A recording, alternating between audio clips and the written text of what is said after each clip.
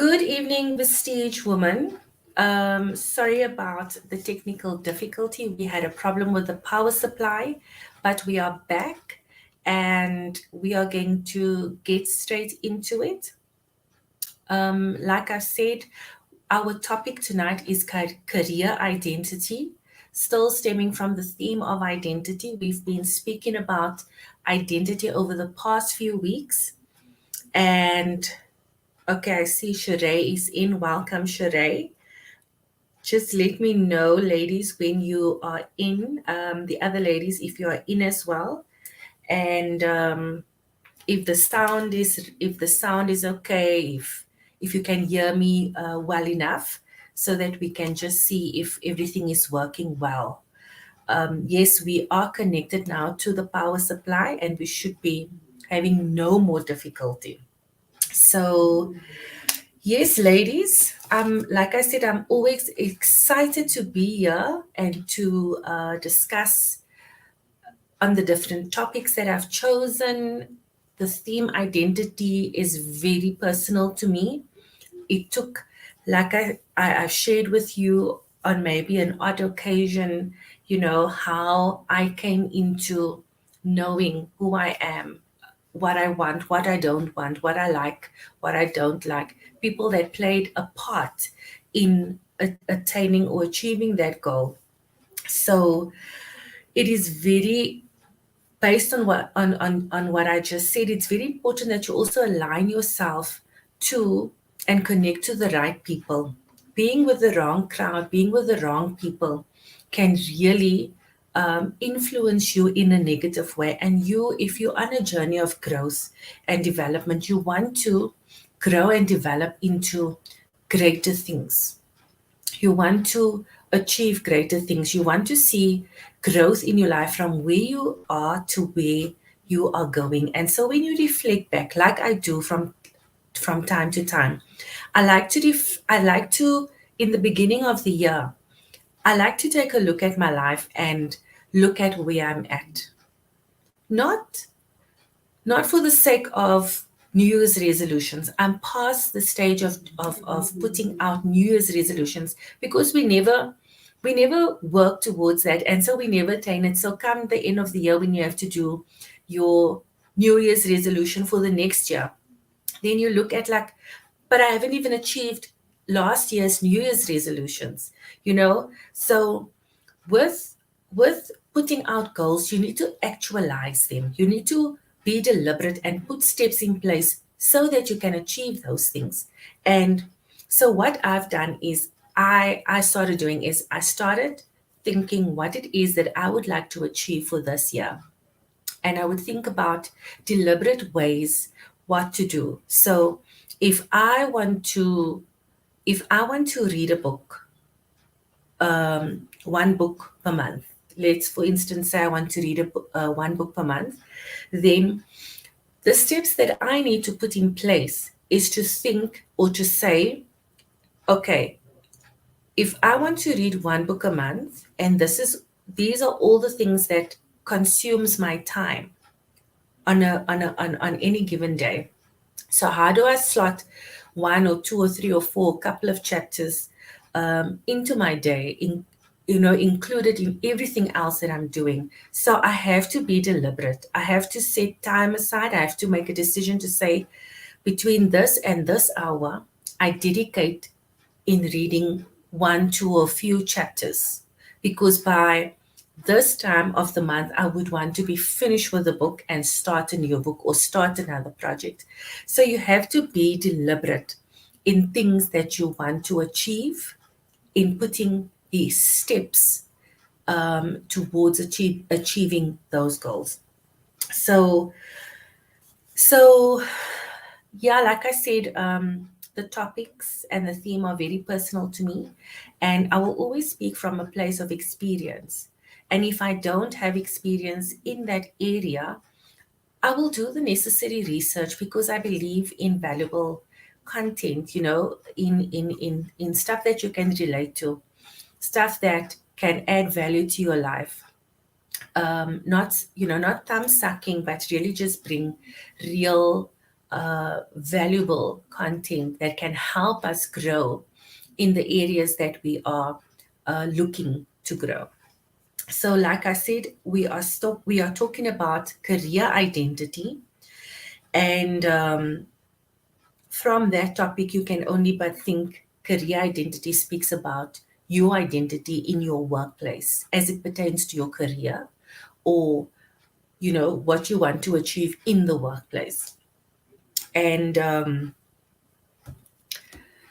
over the past few weeks, we've spoken about identity. We've spoken about what identity is, the main aspects of identity, which is family, personal, and social, of which include your career. Then we went deeper into each aspect, and then we unfolded it a bit and spoke more on each aspect. And then we also spoke about overcoming obstacles and pushing the boundaries of comfort zones. And you can look at all of that and also apply it to your workspace. If you have obstacles in the workspace, if there are boundaries of comfort zones to push, to overcome, then you can look at those things and apply to your workspace as well. So in our identity, it plays a large role in our thoughts, our behaviors, our every decision that we make in the workplace. So before we go into this, let's just recap what is identity. So simply put, identity is who you are. Who you are and who you are to you. What In other words, how you think of yourself and the way that you view the world around you. Identity is also what you think the world thinks about you. Because even though we say, don't consider what people think about you, you do. You do think about, what do people think about me? And so it does influence you, who you are, what you do on a social level. It does influence decision making processes.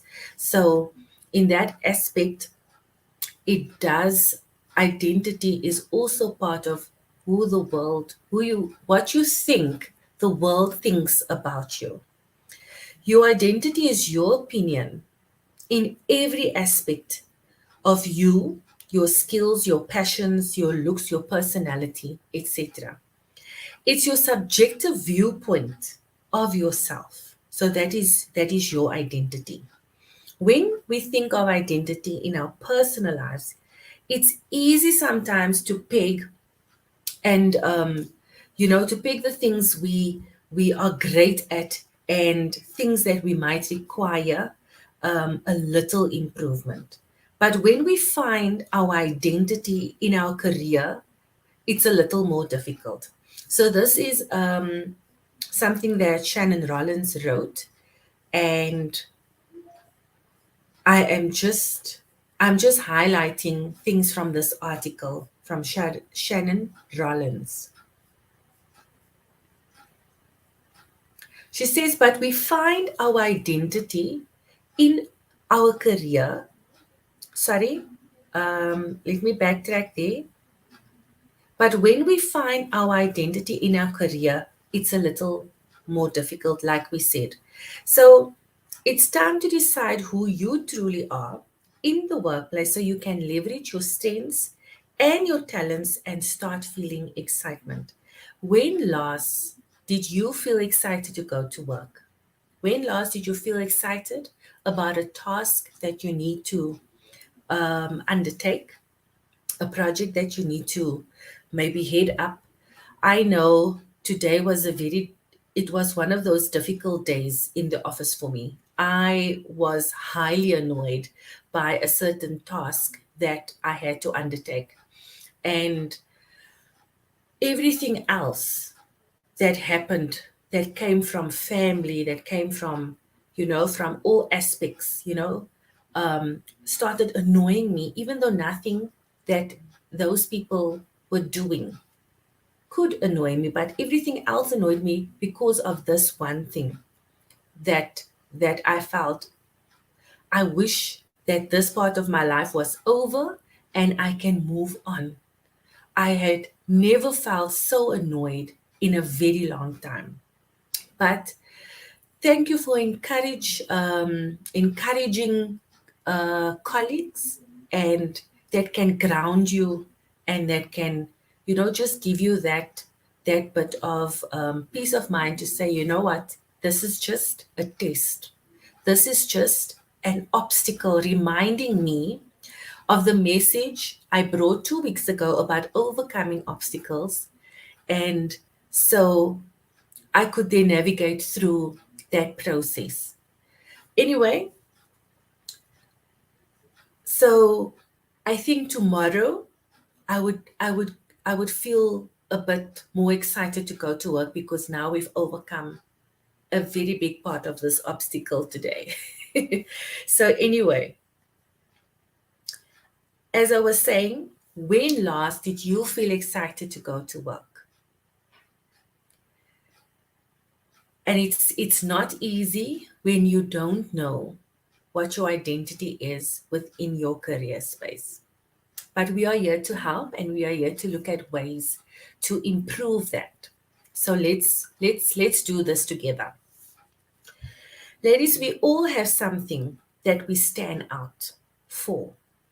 So, when you put your CV together, the norm would be to put down your strengths, not necessarily your weaknesses, but you'll keep that in mind, but you'll mostly put down your strengths so that you can show the people that you are trying to impress so that you can get the job. This is what I'm good at. These are my strengths. This is what I bring to the table. And this is what you'll receive when you employ me. So um, let's look at some skills. So say for instance some soft skills that you are good at. Here are some examples that we can just read together, like maybe you're good at time management, maybe you're good at communication, critical thinking, leadership, attention to detail, creativity, problem solving, teamwork, adaptability, organization. The list is endless. You can add to that list what you are good at. Or some hard skills, for example, public speaking. You're good at public speaking. So you look forward to attending meetings and, presenting or workshops. Like I know some people, they have a fear of especially, and there's nothing wrong with having a fear of something as long as you develop the skill, you put yourself out there and you grow in that space so that you can overcome that fear of public speaking or presenting or what have you. Coding, website development, graphic design. If I can give you a bit of a quick testimony, I'm not a graphic designer. And during lockdown, when I thought about ways and means to earn, a bit of extra cash, I thought, what could I do? I researched what is trending at the moment, and I saw that virtual assistant business is trending. And I went deeper into it, like, what is this virtual assistant business? And it's basically being a virtual assistant. You work remotely. You do work for other people in your extra time, and you charge them for the work that you do. So I had a list of things on my CV that I said, okay, this is what I can do, and this is what I'm charging for it. And it all then narrowed down to graphic design work that I'm doing now, also on a part-time basis. And then, with doing the research and getting tips here and there and stealing with the eye, I developed this skill over time, And it's gotten so much better that you can see the difference from where I started to where I am now. So I just thought I'll just put that in there. Let's get back to the list. Instruction, programming, operating machines, um, and the list goes on. So, those are the type of skills that you will then put on your CV as to sell yourself, because you would want the employer to see, like I said, what are they getting when they employ you. So to make their task easier to choose, between the candidates. So that is what we'll do when we put those skills on our CVs. So now start to investigate what makes you excited. This can be something big or small. Remember, I asked when last were you excited to go to work? So now you start to investigate and you put that, you put that out there. You look forward. Do you look forward to going to meetings where you can talk to others? Or do you look forward more to reporting, as a financial person or as an admin person? So let's just look at how to leverage your strengths. So we were now speaking about your strengths. We were speaking about, those things that you put out on your CV to sell yourself. Now, how to leverage your strengths. I put out a motivational quote on Monday, and it goes like this.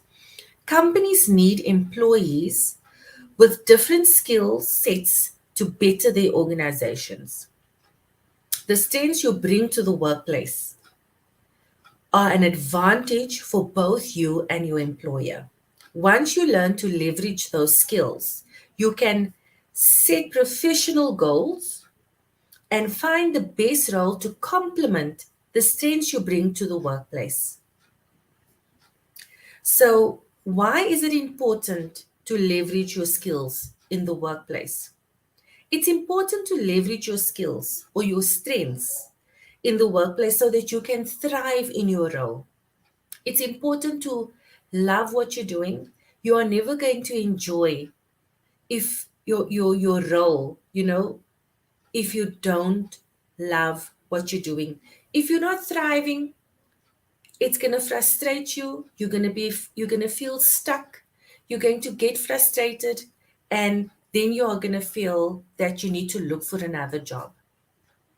So once you know your best skills, you can use them to your advantage to perform better on your daily tasks, set goals to advance in your position or into another job, and become satisfied with your career. I believe that you have to be satisfied. I always said, and I still maintain, that you have to enjoy your work, because that is where you spend the most of your day. You spend 8 hours of your day at work. The time that you travel is about 30 minutes to an hour, depending on where you stay from your work. And when you get home, you literally see your family. Let's say if you get home at 6, you literally spend 2 to 3 hours time. Or if you get home at 5, let's say between 5 and 6, depending on your time, you spend you literally spend maximum 4 hours of your day with your kids and with your family, because then you have to prepare for work for the next day and go to bed and then get up and do that again the next day. So that is why I say it's very important that you enjoy what you're doing so that you can thrive in the workplace. So, leveraging your strengths does the following for you in your workplace. It helps you find the best role for you. So, if you know what you're good at, you will know what tasks you would want to tackle or not to tackle. And sometimes let's not shy away from tasks because we feel we're not good at it. because that can also become an obstacle for you to achieve greatness. The obstacle can present itself as an opportunity, or you will continue to look at it as an obstacle because you feel stuck in your mind. I can't do this, I can't do this, I won't do this, I won't be able to do this. But you have not put yourself out there. Hey, maybe I can do this. Maybe if I can ask help from a colleague, advice or mentorship or coaching, or just perspective, maybe I can do this. A winning mindset will get you everywhere. So helps you find the best role for you. It increases your productivity. It sets you up for leadership and allows you to grow. And I've showed you the examples of the soft skills and the hard skills that we've already looked at. So, how can you leverage your strengths? You define your strengths. Like we said in your CV, we define them. I'm good at this, I'm good at that. And ways that you can define your strengths is, maybe if you don't know how to define them, you can take an assessment. You can find online assessment tools or platforms. You can ask people that you trust. You can ask a colleague or a friend or a family member, hey, what do you think I am good at? And most often, what you're good at in everyday life is what you'll be good at in work, most often. And you find your passions and you consider your CV. So, how to leverage your strengths? We say define your strengths. Secondly, set professional goals. And you can ask your manager to help you with this, but I believe you can even ask you can get a coach or a mentor to assist you. But if you don't have anybody, you can do this for yourself. All it takes is to sit down, to think, what is it that I want to achieve? Doesn't matter what level it will bring me to, even if it's management or executive or whatever. What is it that I want to achieve? And then what are the steps that I need to take to get there? Show evidence of your strengths. How do you show evidence of your strength in the workplace? You identify the strengths you use most in your current job. You figure out what behaviors and beliefs help you apply these skills to your advantage. Then determine what evidence you can produce that shows your strength positively impact your job, and then plan to generate more successful outcomes. Strengthen your strengths and choose strength building behaviors. So, lastly, on this point, tips for leveraging your strengths. Focus on you. This is what I said on Monday. Focus on you. Don't compare yourself to anybody else. It may not be an effective way to identify and utilize your strengths. Your strength and my strength might not be the same, or we can share the same strength, but we work differently. We operate differently. Two people can have the same strength, but they might not work it the same way. There's a uniqueness to you. You are unique. I am unique. And so we do what we do in our own unique way. Think about hard and soft skills, fill in your strength gaps, and define your core values. Reflecting on your deeply held beliefs will help you figure out the foundation that you can use to build your strengths. And then, just bringing this topic to a close, it is important not to mix up your identity with your career role. Remember, we are trying to define your career identity, but your personal identity. is not your career role. The role is just the job that you do, and your identity is what you bring to the table. So remember that, even if you have to write it down, your identity is what you bring to the table, and the role is just the job that you do. So if you are having trouble to identify some of the points, then get somebody to help you. Ask somebody that knows you to help you identify them, write them down, and get them working for you. So that is what we have for tonight based on career identity. If you have questions, if you have comments, please list them in the comment section. And if we have time, we'll read through them and we'll work through them. Otherwise, we can always just get back to you. And let's see.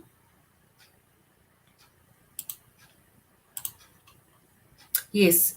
Otherwise, you can inbox us on the Facebook page, and we can set up to just have a mini session just to talk things through based on what your questions are. But that is what we have tonight for career identity. Thank you for listening, and I trust and I hope that this information was valuable to you. Use it. Share this broadcast with a loved one or a friend, or with somebody that you feel that needs to hear this. Like I said, I believe we need to thrive in our career. We need to enjoy what we're doing, and we can also only do that from a place of identity, knowing who we are and what we want to achieve, and then working towards that. Thank you for taking the time to be here tonight. I know we've gone over our time a bit. We had some broadcast issues in the beginning, but all is well. And till we see each other at the next occasion. Goodbye, everybody, and God bless.